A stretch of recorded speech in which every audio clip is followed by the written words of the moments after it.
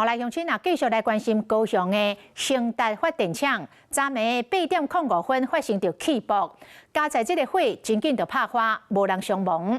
台电的董事长詹文生马上赶到现场了解状况，初步判断是天然气外泄地势导火，嘛排除人为的因素，后续会调集到相关的单位厘清事故的原因。 大火是烧袂停，阁有烟一直咧冲。高雄的兴达火力发电厂昨暗时8点发生火警，爆炸当下发出真大的声音，就连几公尺外面体拢会当感受到震动。伫厝内底啊，伊就是窗户嘣一个足大声的，啊，我想讲毋爱是安那，然后后壁听到爆炸。住伫旁边的啊。是惊恁的安全的问题对无？对啊，无几公里啊。民众伫咧厝里明显感受到门窗咧震动，可见爆炸的当下威力是偌惊人。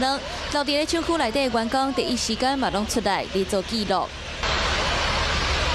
柑仔色的火光，甲厂区内底的基座拢总烧了了。厂区后壁的宿舍甲导火点，敢若差300多公尺，是真惊险。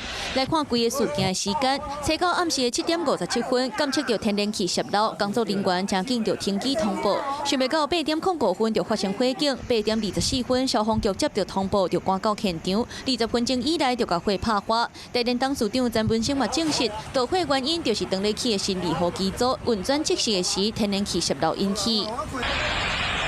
这个兴达电厂的导火点是伫厂区内底新的天然气机组基地内底新2号机组。发生事故了后，市府嘛要求暂停新的1号、2号机组测试。